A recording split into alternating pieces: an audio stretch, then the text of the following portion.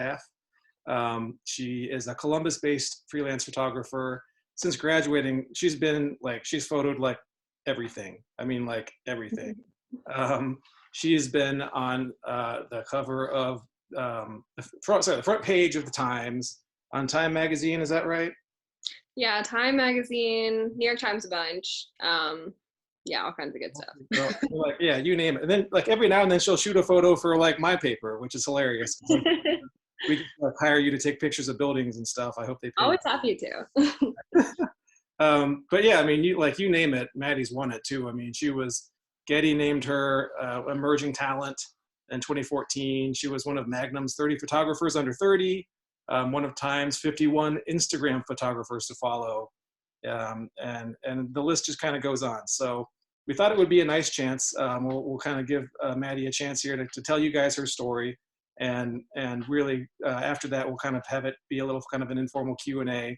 The real focus is, of course, how to land freelance gigs, how to really just, how to get started in the business and really keep on going. So let me see, I can share.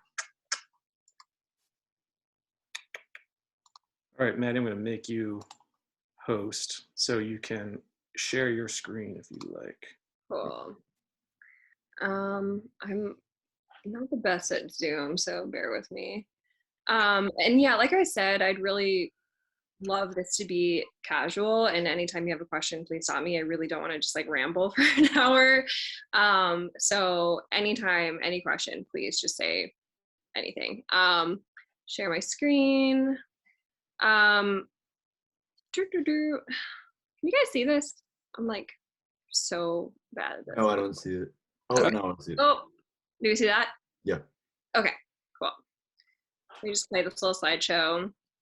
It's kind of long too, so again, just let me know at any point if you have questions. But I'll just talk a little bit about my journey and how I got to where I am today.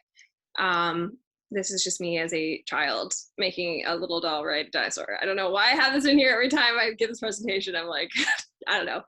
And then this is me in college as a freshman at OU. I thought it was really cool with my like Nikon, whatever, giant lens and going out around, I think this is Baroque or Stroud's Run. Miss Athens a lot.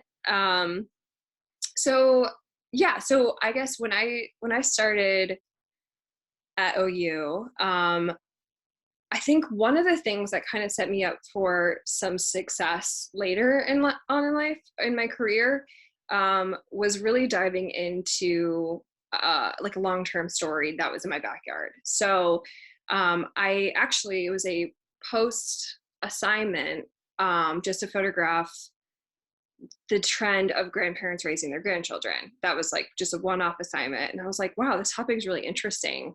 And the more research I did, I was like, this is happening quite a bit more around the country. And so I just started talking to like social workers and other people and, asking like, hey, do you know anyone that kind of fits this mold? Any families that, have a situation? And so they wrote this family's name down, just the Castos. And, I was sort of terrified as like a 19-year-old that was brand new to photography and photojournalism, being like, can I like come, photograph you guys? And they were like so wonderful and so gracious and welcomed me in with open arms.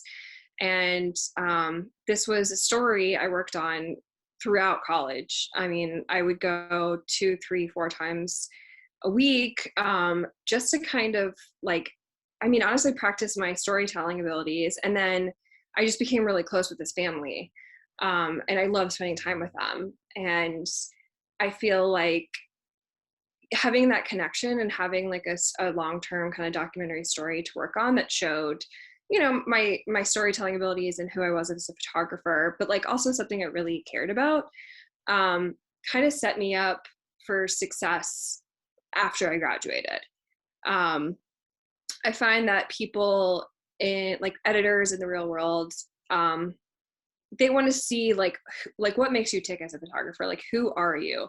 I mean, I know, in BizCom, I learned to do like the portfolio with like 1 sports action, 1 spot news, like 2 general news, like a feature, portrait.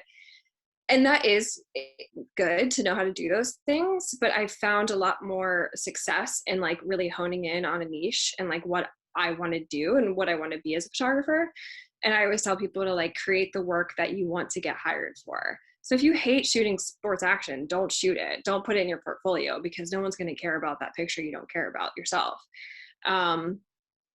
So, you know, this is the kind of long-term storytelling I wanted to do. And I feel like this kind of got me noticed by some editors who are like, oh, she can do this like really like long form narrative storytelling. And I started getting hired for that kind of stuff. Are you guys still in college, or is this all alumni, or? I think most of now, all of us are still undergrads. Still undergrads? Okay, cool. Okay, that's great. I could stand corrected, but. Good to know. Yeah, so I mean, that's great. So I encourage you, like, while you're still in school, like, you don't have to travel far. You don't have to like go abroad. Just like find a story in your own backyard that you can go to often. And I honestly think that's like that was the best use of my time as a photographer in college. So, and then, you know, I applied for some like grants and like different awards and stuff. And that sort of like kind of got my name out there a little bit more when I was like still in college. I know like with COVID, it's really difficult, and hopefully like things might change and open up. But I would go to like every kind of networking sort of like workshops or photo gatherings, or like the Atlanta Photojournalism Seminar, Eddie Adams, like Geek Fest, like all these like sort of photo gatherings, because I think it really is crucial to know other people in the industry, like outside of the OU network. And then, you know, people that I met, like, I'm not even talking about editors, I'm just like talking about like other photographers from like different schools or different walks of life. Because over the years, they've become such great friends and kind of colleagues. Because as a freelance photographer, it's a pretty like lone wolf type of job. So I really, really rely on all these friends I've made along the years at different workshops and different gatherings. They're like, I lean on them when I need help with like an invoice or an estimate, or just like advice, or just event or anything like that. And then some of them ended up becoming like editors at these papers that hire me now. So, you know, you never know where people are going to like kind of end up in life. So I would say like, be nice, everyone, but really make connections, and like, don't worry about kind of, I mean, it's good to like meet editors and stuff, but like, it's just as important to meet your colleagues, like the people that are the same place you are in school or in life. I think that helped quite a bit. So yeah, I followed this family, and Sonia in particular. I started when I was like 19, I guess a sophomore in college, and she was 9, and now she just graduated high school. You know, I got to like be there for her first day of high school. So it's just something that, you know, it's a story that I really, I just felt like I kind of discovered who I was as a photographer, documenting it, and also, you know, came up with this like beautiful friendship with this family. So I think that, you know, the more you can kind of like do that sort of storytelling, the better. And this is like when I first started, we were both like babies, and this was like last year I took her senior pictures. So it was just kind of cool to like have that sort of like connection that I would never have had if I wasn't a journalist.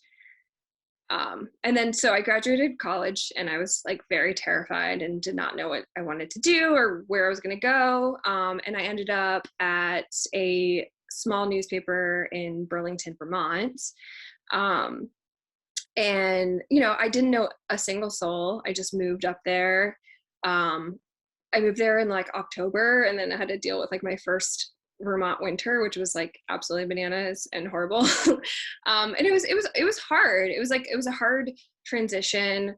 But I did really try to like, just, you know, do the same kind of thing, like kind of lean into these like storytelling, interesting stories I wanted to do. I was also doing like 5 assignments a day. I was definitely like cutting my teeth, and it was Gannett paper. So, you know, at the time they were like, okay, everyone has to do, like every assignment had to have been like a photo gallery and a iPhone video and a camera video and like write all these captions. So it was like, it was intense, and it was a lot of work.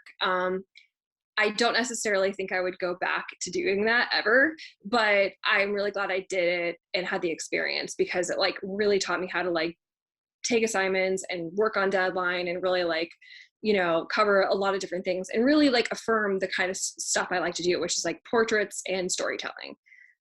So again, just like doing the story about these like two brothers who both have Duchenne muscular dystrophy, and like one was getting this experimental drug trial and the other one wasn't. And this like mother was just like kind of stuck in between it, really like torn. Again, stories in your backyard. Like I really can't stress that enough. I feel like that's like so many photographers feel like they have to go and do something really involved or far away, and that's just not the case. There's so many stories. There's me in Vermont.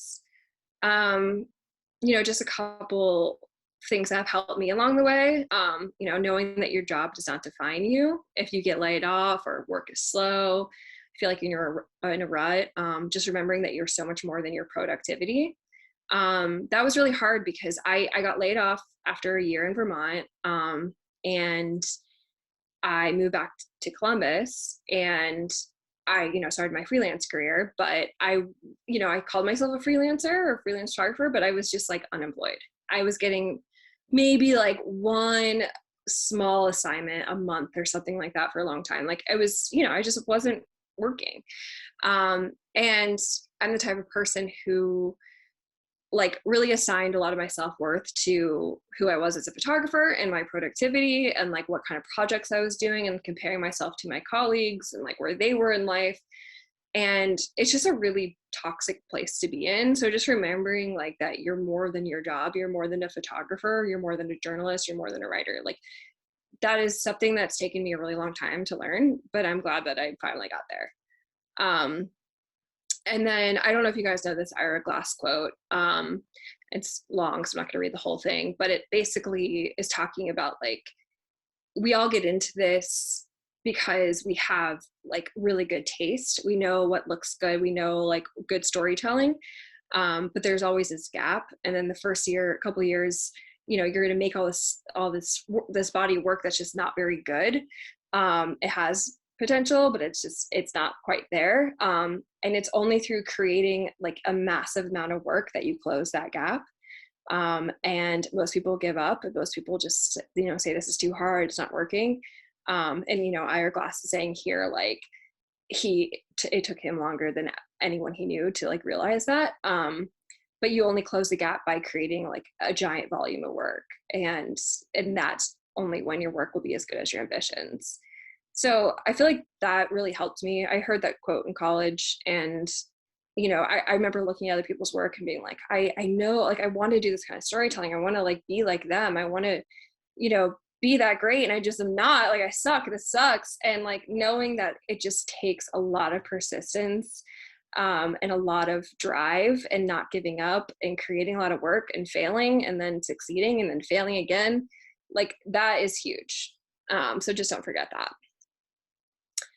And when you're talking about photography, which I think most of you guys are photographers, take the time with people.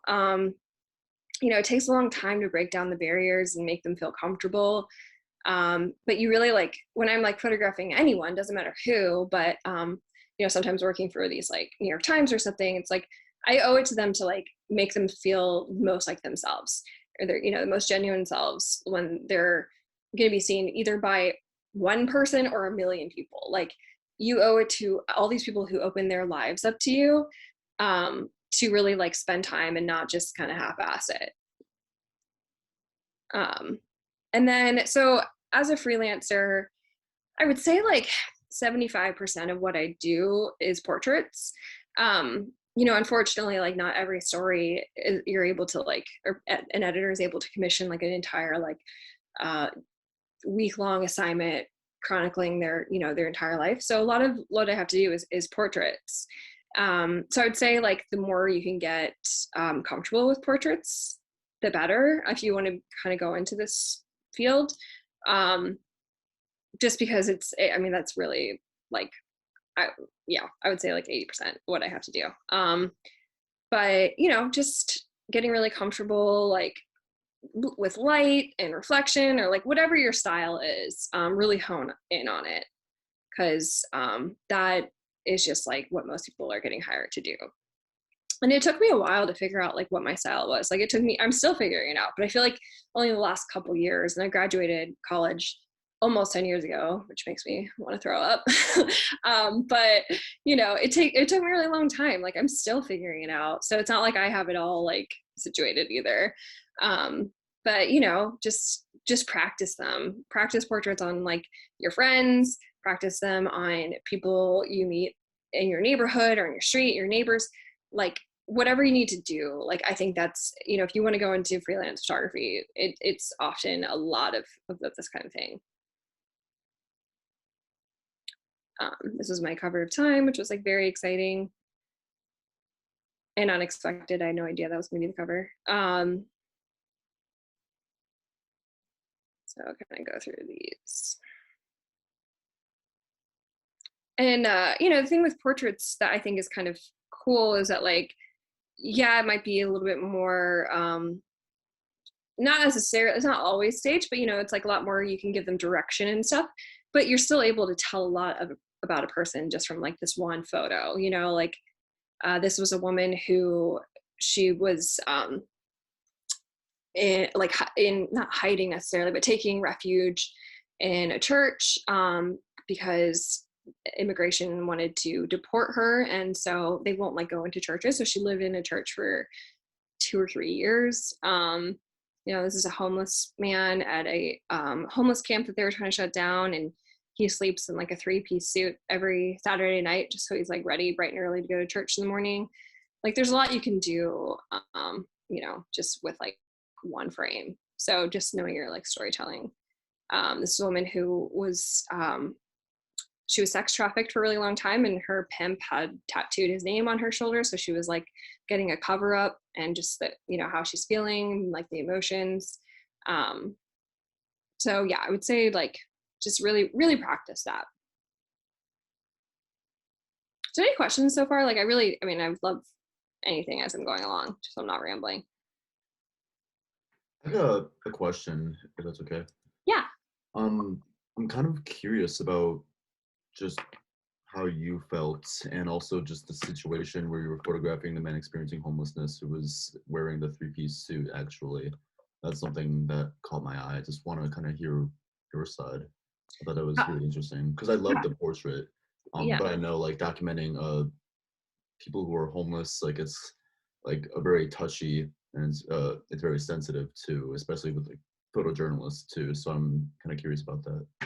Yeah, no, it's a great question. When I'm photographing anyone, I'm always very upfront with what I'm doing and where this might end up. Like I never want to catch someone by surprise and be like, oh, can I take your picture? And then it's like on the cover of New York Times or something, or Time magazine or whatever. So like just being extremely upfront with your intentions is imperative. And then, with him, like I just spent some time talking to him and kind of like getting to know him, making sure he was comfortable. Like anyone I'm photographing, I never want them to feel like uncomfortable or like I was taking advantage of them, or like I coerced them into like doing it. Like, just having like a short little relationship. Like ideally when I do portraits and it's like kind of set up, I will tell people I need at least an hour, and it always, I think that helps to manage expectations before, because a lot of times I can go into a portrait session and I take like 5 photos and they're like, okay, cool, you're done, right? And I'm like, no, I'm not, because it just takes a little, I'm not used to getting my picture taken. The average person is not used to getting their picture taken. And it just takes a little while for people to kind of get comfortable and show like some of their more authentic selves. So with this man, like I was photographing the story was about this entire homeless camp, because it was really great. They had like formed their own community. Like they had really great like relations with everyone. The owner of this property, like, was so willing to have them there. And the city of, I think it was in Akron, was like just trying to shut it down. And, getting just like a good night's sleep for someone who's homeless can be a really challenging thing. Like, and this is a place where they felt safe. so yeah, I just like anyone I photographed, I really tried to like ask them, you know, questions about themselves and like share something about myself, and just make sure we're all kind of on the same page. And that's how I found out. Like I was like, oh, why are you so dressed up? And he says, you know, he goes to church every, you know, Sunday, and he doesn't want to be late, so he sleeps in the suit. And you know, just like asking a lot of questions and just being very authentic and very upfront, I think is good. You know, because otherwise, yeah, again, like the worst thing I can imagine is someone feeling like I took advantage of them or like didn't misled them or something like that. And I don't want to just like take it and run. I think I owe it to anyone who lets me take their picture to like spend a little bit of time. So yeah, I think it's crucial. Maddie, I'll ask you one. Yeah. Yeah. So, you know, one of the recent assignments that you did that was really interesting, you know, you landed in Washington for the inauguration, which was like, I would imagine that like Washington in January is like the most photographed city ever. Think about like, you know, when you land in a place like that, how do you figure out a unique angle? I mean, you got some photos of Biden, you know, everybody's taking shots of him. How do you figure out a way to stand out? Yeah, I mean, that's a great question. Yeah, politics in particular are it's just like a whole nother breed of photography, because I feel like they're like, it's kind of the point of politics that like, or people who surround a politician is to like kind of show them the most favorable light, and kind of how they want you to see them. And you know, I feel like as a photojournalist, your job is sort of to like maybe find something more unexpected. It's not like I'm like looking to like get any kind of gotcha photo. Like I'm not trying to file photos where they look like unflattering or like, you know, anything like that. But just finding these like unexpected moments is like the entire challenge of political photography. And I just really rely on like my instincts over the years. And, you know, I find often like with any political event that the people who show up for the politicians are just as, if not more interesting than the actual politician. So, you know, I really try to like look at the periphery, I look at the edges, I try to see like, okay, this woman who's like bawling her eyes out watching Pete Buttigieg speak on stage, like that's interesting. Like what, you know, what are, you know, the way they're inspiring people, the way that, you know, people kind of like have it all in for them. Like those are the moments, not as much as inauguration, especially because like, you know, during COVID, there was just no spectators. It was a little bit more straightforward this time. But like normally when I'm covering politics, like that's the kind of stuff I look for more than like the politician on stage, if that makes sense. And just finding little like offbeat moments are the whole challenge of it, because otherwise it's a lot of them like at a microphone or a lot of them kind of smiling, like they know what to do, you know, to get a good shot. And you know, I'm definitely going to take those pictures and send them in, but I always find it to be a challenge and like a nice like fun challenge to like capture them a little bit more authentically. I think, let me see, I might have a politics section in here.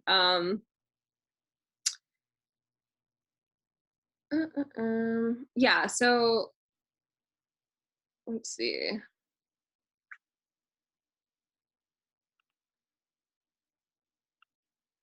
You know, I've been covering the election since like the 2016 election was my first like big, you know, what do you call it, stab at politics. So, you know, it was kind of a wild one to start with.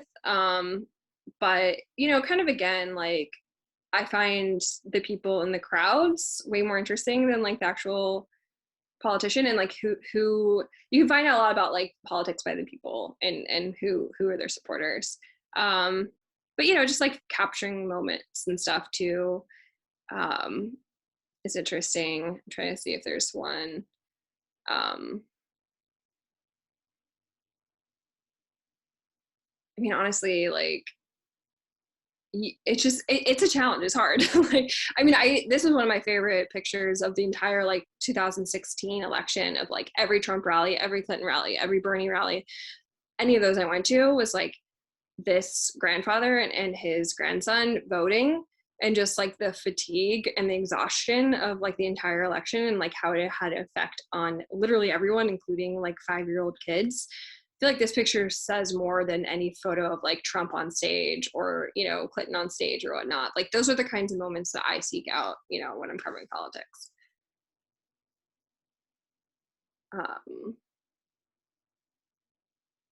Yeah, any other questions as I'm going along? And they can be about like practical things too, about like freelance and stuff. Yeah, I'll ask another one on that one just because that one's, you know, important to me. You know, obviously doing your own business, it can be probably, you know, a drought or a storm. Talk about how you kind of practically make the job work. I mean, obviously going from one job, you know, a month to, you know, being on the cover of like all these national pubs. I mean, talk about. Yeah, totally. I mean, I think I was honestly just like persistence. And also, I mean, here's the thing too about like social media and what people put out there. It's like all fake or like not necessarily the whole truth. Like people are going to only show you like the highlight reel. And I think that was important for me to realize. So, you know, I've absolutely done a ton of like weddings and event photography and like senior portraits or like commercial gigs, like all those kinds of things. Especially in the first few years trying to get like my business off the ground. And I would never share them on like Instagram or social media, but that's like how I ended up paying the bills. And that's how a lot of photographers end up paying the bills. And I think that there's nothing wrong with that. Like taking on whatever you can to make a living from photography is great. And if it can fund projects you really want to work on, even better. So even if it's like, you know, I was lucky that I didn't have to get like a part-time job or anything because I had unemployment from getting laid off. And then I, you know, just started like picking up these like kind of events jobs and like, you know, weddings and stuff when I first started. But yeah, even if you have to like kind of work another job too, there's nothing wrong with that because it takes a while to kind of establish yourself as a photographer. And then in the meantime, creating like working on the projects independently that you like, the type of stuff you want to get hired for is crucial because you know, I remember having like all these like high aspirations and wanting to do like working for National Geographic or Time Magazine or New York Times, but when it came down to it, my portfolio just wasn't there, even if I had these like high hopes and like we're talking about like with the Gap. So I really had to be disciplined on like working on stories I wanted to get hired for on my own time. And you know, I think that's really, really crucial because editors are going to want to see like, okay, like you say you want to work on these stories for us, but like, where are they in your own portfolio? So kind of just like really making the time to do that, I think is really important. Go back to where I was working. Okay. And then, yeah, so like, I think we start, back here. I think like kind of establishing yourself, like, especially with freelance, I've had more success, like being the Midwest Rust Belt Appalachia photographer, kind of establishing myself in a market that is smaller and not as saturated with photographers, rather than like going to New York City or like Los Angeles or Washington, DC. Not that there's anything wrong with that. I think that like you can definitely make it work, but like I you know, I cover such a big range of states and regions. Like, you know, I'm a couple hours away from West Virginia and Kentucky and Indiana and Pittsburgh and Detroit or whatever. So I can kind of cover a lot of ground. And then, you know, I sort of, you know, like it picks up like steam when you start working on stories about like those kinds of regions. So I guess I should show this one first. But I do a lot of work in like West Virginia. So I got assigned to do the story about DuPont and basically how they were poisoning this town, West Virginia, with the chemicals that they, you know, make all their Teflon pans and like this chemical called C8. I don't know if you guys ever saw the movie I think it was called Dark Water with Mark Ruffalo. I think they made it a couple years after, but you know, it's like all about these people and how they're affected. Like this guy's mom was pregnant with him when she worked at DuPont, and everyone there was told like, oh, you can eat a pound of this a day, you'll be totally fine. And, there's these people born with, birth defects, all kinds of people getting cancer and just like horrible ailments. So, kind of conceptualizing the story through like portraits and like landscapes and meeting people who were affected. That's a story I did for the Washington Post and the Intercept. And I feel like kind of doing this sort of like environmental justice type work led me to my first assignment for National Geographic, which was about in Kingston, Tennessee, where 10 years or 2008, there was like a giant coal ash spill where like they basically bury all of the coal ash, and like the dams broke and it just went everywhere. It was like one of the biggest man-made disasters in the United States, like, I don't know, behind one of the oil spills. And, they told the workers who signed up to clean it up that, oh, it's like completely safe. Like, again, you can like eat this shit for breakfast. And any of them who asked for like a mask or, any kind of protection was fired. And so now 10 years later, like 40 of these men have died.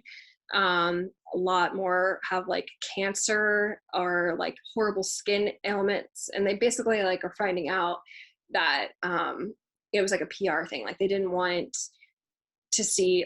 people in the town to see people in hazmat suits and then be like, wait, what are we living around? So I think that I'm pretty sure the editor who hired me for this kind of saw what I did in Parkersburg and was like, oh, that's like pretty similar. And I think you did a good job, like doing portraits and landscapes and kind of capturing like the feeling of something that like isn't necessarily active. It's not like it's happening right now, but it's like, kind of capturing that like after the fact through portraits and stuff like that.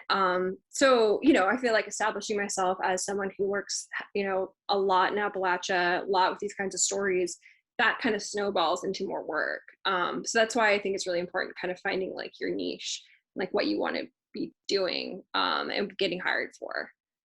And it kind of like, can kind of go from there.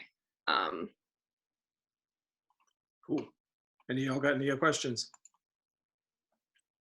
This is kind of unrelated to what we were just talking about, but it's sort of related. I was wondering, and you might be about to talk about this later, if you could talk a little bit about how you made some of your connections that helped you get hired for a lot of these freelance jobs. Like, I know you talked a little bit about going to like Eddie Adams and the Atlanta seminar and things like that, but I was wondering if there was anything else you did that helped out with that. Yeah. I think one, networking is huge. Like as much as you can like get to know people, that's huge. And we kind of discussed that. Two, cold emailing people, just sort of like reaching out to the people you want to work for and just kind of introducing yourself. I mean, I've done that before and like literally don't hear anything back. And then like 2 years later, they're like, oh yeah, I got your email and I have an assignment for you, So just kind of like laying the groundwork is good.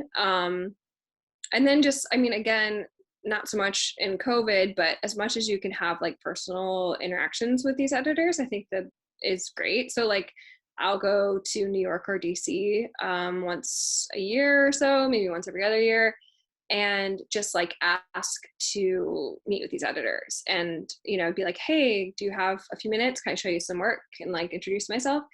I think that like face-to-face time makes a huge difference when they can like be like, hey, you're an actual person and you're nice. And like, I can see your work. Like that kind of stuff is really, really helpful. But I do feel like in order to like open up those doors, you need something unique for them. Like you're going to have to like have some sort of like project you want to show or something that's like, or, again, if it's like if your dream is to work for like ESPN or Sports Illustrated or something, like have a sports portfolio that's really strong. If you want to be like a documentary photographer, like have a really strong project. You don't want to like waste their time either. So that's where like that sort of self-discipline and like making sure that you have the work and the work is there. That's huge. And then, like there's different kinds of portfolio reviews, reaching out to photographers you admire and kind of like asking them how they got there, like whatnot. I think that can be helpful.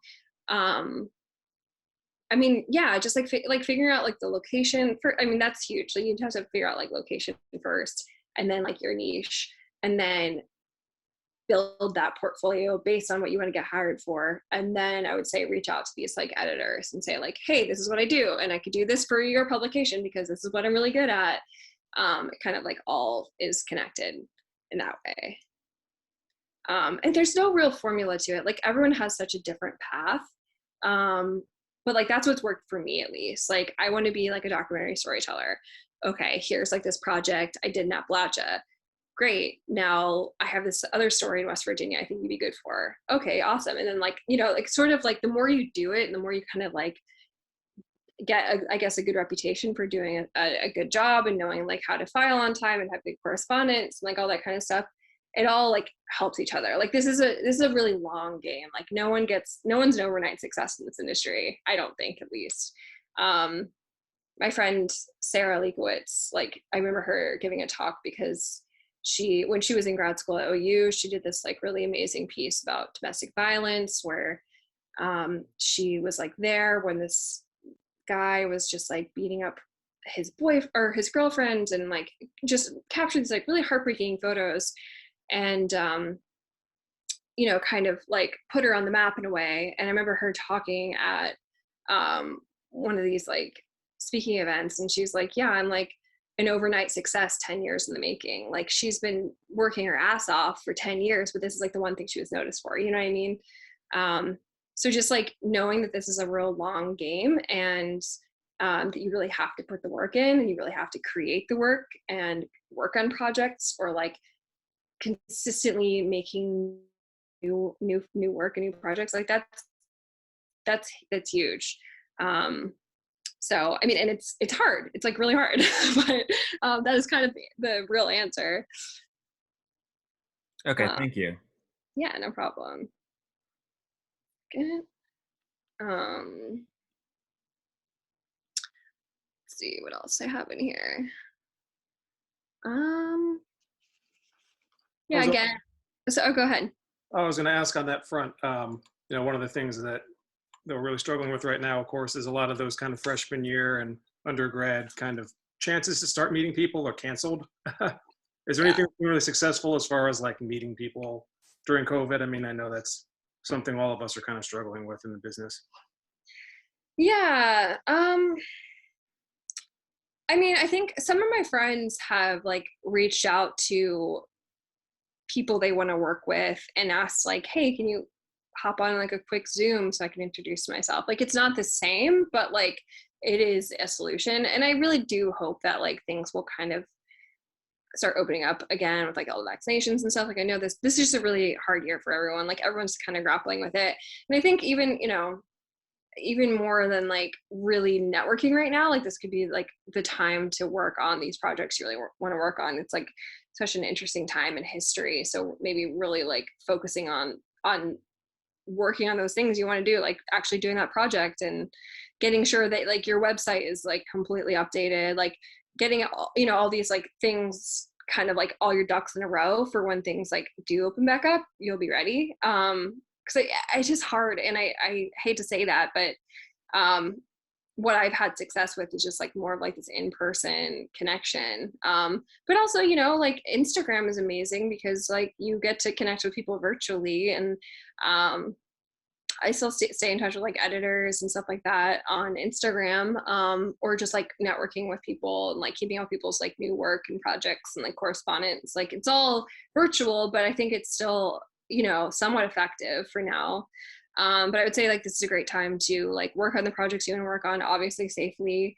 Even if it's like practicing your landscapes, like that stuff's important. I mean, honestly, it feels like it might not be, but like that's a safe way to like work on your craft and you know, get like all your ducks in a row as far as like, okay, what do I want to do after college? Do I want to work for this newspaper? Do I want to like you know, get this internship? Like who can I talk to? Who can I reach out? Like kind of like really establishing your goals, getting like your website in order, getting like, you know, working on your portraits, like kind of practicing the stuff until we get to a place where like people can kind of gather again.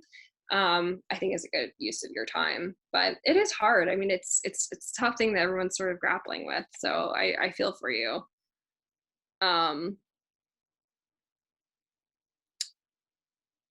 Like, let's see here. Show a couple more. Oh yeah, sorry, any more questions? Sorry. Yeah, I had a question real quick. Yeah. I was just gonna ask, before you were talking about how like sometimes you kind of have to do the work you have to do to be able to do the work you want to do. Like talking about when you're coming up a little, like working on like events or weddings and stuff. Are you still doing that kind of work, or is it like, can you survive like just doing the like freelance gigs that you're doing, or how's that look for you right now? Yeah, no, I mean, so I'm really lucky that I'm really only do editorial and commercial photography now. So I don't really do weddings unless it's like a really special occasion, or like a friend or something like that. Even then I really don't. Yeah, like I don't do events, I don't do weddings anymore, but you know, I feel really lucky that I've gotten to that point, but it is possible, which is great. Like my income, I do some commercial gigs, like I just did a job for Airbnb, I just did a job for A&E, like the channel. I'm talking right now to another like commercial client about something else, and these are things that can pay like an entire month's worth of salary from like New York Times and Wall Street Journal, Washington Post day rates in like a day. And that's the kind of stuff that like pads out my income. So, you know, I feel like 10 years, you know, post college, I'm like just kind of like getting there now. But it is possible. So I would say like, and you know, as much as you can, like establish even like a relationship with colleges around you, you know, university stuff, like there's money in a lot of different places and people need like visuals. That's just never going to go away. Like editorial world is a little contentious. It feels kind of scary a lot. But you know, like think about like hospitals and businesses and stuff like that. Like there's always going to be photography needs. So yeah, I don't know any photographer in the editorial world who doesn't pick up some commercial work, you know, even if you're like documentary is your thing and you're like, whatever, like, I feel like everyone kind of has to, because the day rates just like don't really necessarily get you there. So, and I think it's great. I kind of like doing different kinds of stuff too. I would say like when I break it down, it's like my income is 60% editorial work and 30% commercial at this point. Okay, thank you. Yeah. I got a question too. Yeah. You mentioned how when you were at OU, you fell into a total college, like all throughout your career in college, you fell into a passion project with documenting grandparents just raising grandchildren. Mm-hmm. Do you have any like passion projects you've been working on like currently or recently that you fell into that you've been working on for a while? Yeah, that's a great question. So, you know, I have been really quite busy. I mean, especially like, I don't know, there's slow times and there's like really insane times with freelance. So there's like some months where I'm working literally every single day, almost to the like point of burning out. And then, you know, there's some months where it's like quite slow. And I sort of, you know, use those as like resting months, because I think resting is really important too.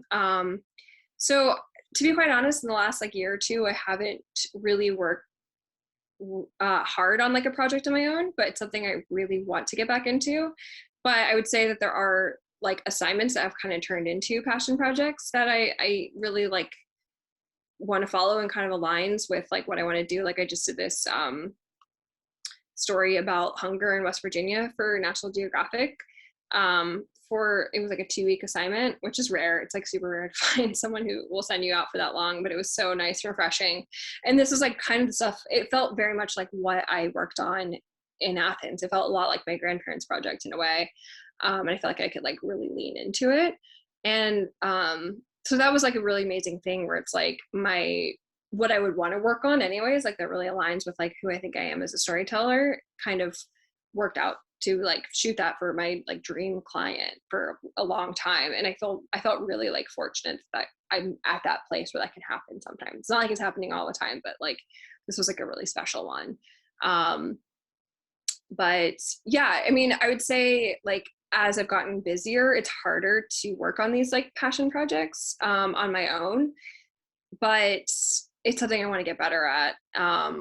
You know, but I do think that like earlier on in my career, like working on, you know, the grandparents raising grandchildren probably influenced like the editor maybe to hire me for this kind of thing. Cause it's like West Virginia, it's like photographing people with respect that, you know, kind of have been stereotyped in the past, you know, that kind of stuff. Like it all kind of like aligned together. But yeah, it's definitely my goal to photograph more projects that I want to do. Because to be honest, you know, I would say like 1 out of every like 10 assignments really excites me sometimes. Like I actively want to like maybe turn down more work that I don't want to do in the future. Like I think that's the goal, to be financially stable enough to be able to do that, to be able to work on these like really like passion projects. But it's tough. It's a really hard balance. And I do think that like with that, it's mental health and like resting is also just as crucial. So, you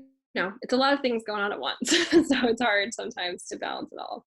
Yeah, absolutely. Yeah. And I just want to say too, like out of all the presentations I've been part of, just like with guest speakers, etc. I feel like yours is definitely like the most human, like realistic. Like you have just a very like realistic like outlook on like what it's like as just as young photojournalists too. And while you have gained like recognition too, a lot of your work as you deserved through a lot of your hard work too, it's just like you're still like very a human too, and like you like definitely have a lot of like compassion too for the people who you have photographed too, in a lot of your projects too. So it's just like really like refreshing just to get a lot of that. Oh yeah, thank you. That really means a lot. That means a lot. I second that. Yeah, what he said. Yeah, Oh, and it's just like, yeah, because you mentioned you need to rest. It's important for taking care of mental health too, and also just showing empathy and compassion with your subjects. I mean, like usually I've been telling some subjects to, or just people who I've been meeting for photographing, like, oh, this will only take like 10, 15 minutes because I'm worried about their schedule too. mhm. But also like if you're wanting to get like good realistic like portraits of them, and you got to like take the time to get to know them too, and that just shows like you care about connecting with them. And that's why it's like such an interesting and unique industry with this, because you are creating like, or trying to create like memorable images too, while connecting with other people, while also trying to be human with them, so it doesn't seem like you're exploiting them and just taking it and running and go. But like no, you are someone who definitely like cares about like the people who you're meeting. That's really just like refreshing to see. Well, Hear thank from. you. I really appreciate that. And that Sure. is the goal. And like, you know, like I said, like the worst thing I can imagine is someone feeling like I took advantage of them, or like they didn't really know what they were getting themselves into or whatnot. And like, I really think it's important to, whenever possible, spend the time to get to know people. And, you know, I feel like the more comfortable they are with you, which just takes time, like the more authentic they're going to look in the photograph. Like everything is just going to be better. You know, so I think it's just like one of those things, and like just being really honest with them too. Like I think that's like one thing I learned a little bit later on is kind of being upfront with people. Like if you are scheduling a portrait, just be like, hey, this might take like an hour. If that's cool, do you have an hour of your time? Just like manage expectations in the, you know, before you even get there. And then you don't really feel rushed, and you can kind of just like have some banter. You can like get to know them. They can get to know you a little bit. You know, it's like a really intimidating thing to be like, oh, I'm going to come here and like take your picture and take a portrait of you. And like, that's scary. Like I would be scared if someone came to do that with me. Cause like, I don't like being in front of the camera. Like I hate it. And it can be really painful for some people, but setting yourself up for success is just like, you know, being upfront with like how long it's going to take, and like taking, you know, breaks if you need to. And just like, you know, a lot of times too, like when I'm taking portraits, like I know the picture doesn't look good, and I'm like kind of panicking in my mind. I'm like, oh my God, what am I going to do to make this like look good? But that's a good time to like get them comfortable in front of the camera too, and like ask those questions and like kind of have some back and forth, and then give yourself time to be like, okay, like let's go try something else. Like there's a nice patch light over here, or I want like a really like neutral background, or whatever. And just say like I really want to like a lot of variety so I can show like you who you are and like your most authentic self. Yeah, definitely. Yeah, I definitely think like that's led to some of my most successful portraits too. I remember I was going to meet with someone who was or is a paranormal investigator too, and I mentioned, oh, it should only be like a 15-minute just time with me going over to your place, taking your portrait. And I ended up staying like like an hour and a half or more because we just had such a great conversation. She gave me like a tour of her house and explained so much about her work, and it was so interesting too. And I kept asking questions. So she gave me a tarot reading too. Oh, And that's awesome. we just like actually like connected too. So it's just great to actually like have a chance to sit down and slow down.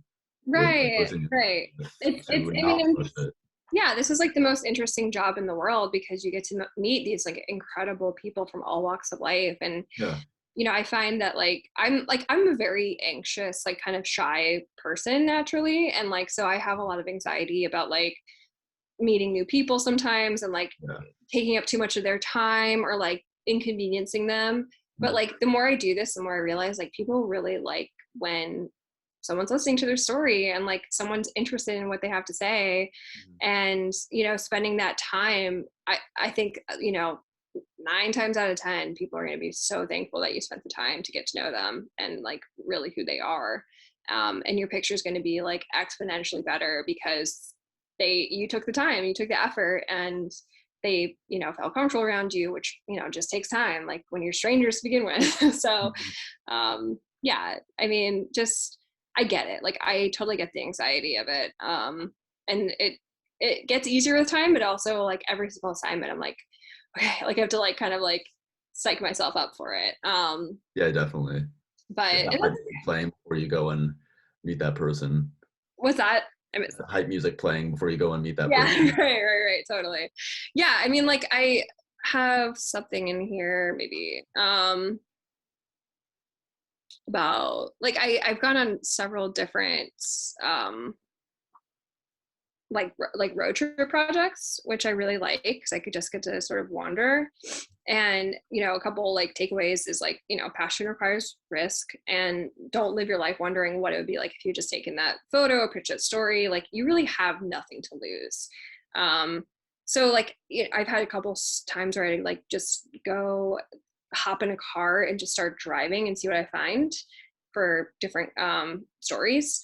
And it can be really intimidating, like having no direction and like having to like literally just like pull over on the side of the road and talk to strangers. But it's also like the most freeing feeling in the world to me, just like being able to explore like that.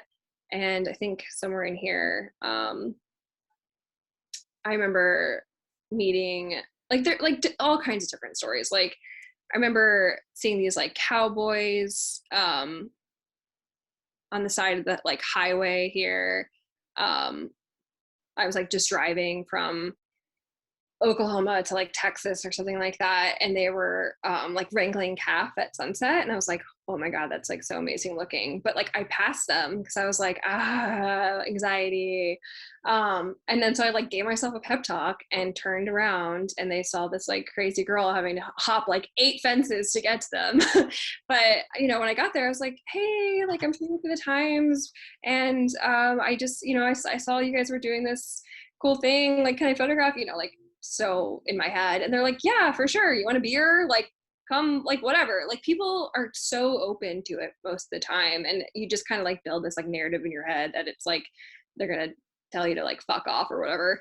And I'd say like that almost never happens, like, and I'm so glad I took the risk. And I just like had an amazing night with these like cowboys in Oklahoma that I would never have met if it wasn't for like just my camera and curiosity and getting over my anxiety in my head. So I'd say like, obviously be careful. I'm also like a huge stickler on safety in the field. That's like a whole nother conversation. Yeah. Oh yeah. But I would say like the reward is always so worth it. Even if the picture doesn't go anywhere, just like it was an amazing night. I'll never forget that. So yeah. And like, this picture, like this woman, I noticed her from afar. I was like photographing this powwow in Oklahoma, and I was like just obsessed with her hair. It was so amazing. And I was just like, oh my gosh, she was just like such a beautiful woman. And like, I just really wanted to take a portrait of her, but like, I had to really like give myself a pep talk to like, build up the courage. And then of course, I asked her and she was like, yeah, sure. Where do you want to go? And then we just like, did a little portrait session on the spot. And I think it got posted on the National Geographic Instagram, and her grandchildren ended up finding it on there, and we're just like so excited, and they're like, we're so proud of our grandmother, we have a print of this is so amazing, I'm so glad like it's out there and all that kind of stuff. And it's very rewarding. So if you are anxious like me, just kind of like pushing yourself out of your comfort zone is so worth it. Yeah, for sure. I felt like all of that. Definitely. It's funny how I think a lot of people have fallen into this industry too, because like told me like 10 years ago, I'll be like doing what I do now. I'll be like, hell no. It's like, I used to be incredibly introverted, sometimes still am too, just like dealing with a lot of like anxiety too with stuff like that. And just like falling into this passion too is just like crazy how it all like leads to this, like despite like a lot of those conflicting emotions and just mental health issues too. It's just like crazy how sometimes a lot of us like fall into this too. And we still love just like meeting people, even though like sometimes you're like anxious about just wanting to like go up and like the worst part is just trying to introduce yourself and get the green light to like take their picture too. Yeah. And then like once you break down that first barrier, then it's just smooth sailing. Right. And it's always worth it.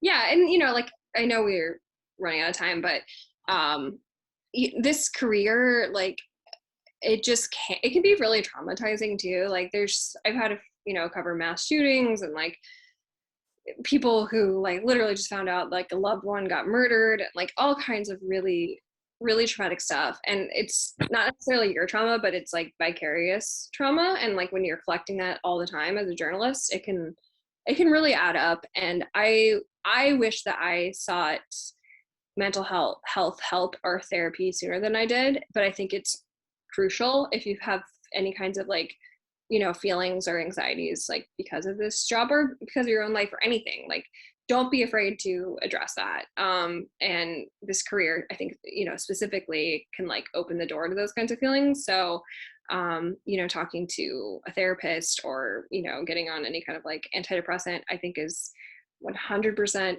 great and fine. And most people I know do it, and it helps them so much, and it should not be stigmatized whatsoever. So take the time for yourself when you need to. If you need to take a step back from a project that's really heavy, take that time. Like, don't beat yourself up over this kind of stuff. Like, everyone's on their own path at their own pace, and like taking care of you first is always the most important. Absolutely. Yeah. Yeah, any more questions? Like, I have like all kinds of work, but like I know we're running out of time, so if there's any other questions that are like you have, I would love to answer them. We have time for one more, I would say. Anybody? I have a question. So I'm currently a senior looking for a job, of course. So like, how do you make yourself stand out? Because like you look on like LinkedIn and it tells you how many people are applying, and it's really discouraging. And like, I just like got rejected from a job today. And so like, how do you do it? Yeah, no, I mean, it's hard. It's really hard. And especially like we're all in this field where it feels like every day there's just like more mass layoffs and less jobs and shrinking papers and, all these things that are really hard. And like this job more than most, you have to deal with so much rejection, and that can be a huge burden. And like, you can take it personally. It can affect your mental health and your own life. Like I felt all of those things. Like, I got this job, moved my entire life right out of college, and then got laid off within a year, and like had to move back home, and then was unemployed. And like, I think, I mean, I know it's not the best answer, but I think just like if you really want to do this, just like the persistence and, creating more of that work, like closing that gap, like we talked about, the Ira Glass quote. and just making as many connections as you can, like follow the people. Like I feel like Instagram is such a beautiful like tool for photographers in a lot of ways, because you can follow work that inspires you. You can connect with like different photographers or editors that you want to work with in a way. It's a place where you can like show your work, and kind of like, I feel like it kind of like helped me pave like what I wanted my work to look like when you kind of see it in like one place. Like I have a website and stuff, but I feel like my Instagram's like more current, and I think it's just like a little bit easier that way. I feel like that's just like it's free. It's like the best free marketing tool you have, and that can be helpful. But kind of reaching out and like leaning on like other people you're in your spot, like seniors in college or whatnot, that are going through the same thing. Like I had friends from like all over, and I remember like everyone's like trying to figure out what the hell they're doing right when they're graduating. Like I had no freaking clue. I was so lost. I was so anxious. And like when I was at OU, I was so motivated. I was like NPPA president, working on this, whatever. And then I felt like I had absolutely nothing after I graduated. Like nothing. Like I felt rock bottom. I felt like I went from like top of the world to like rock bottom.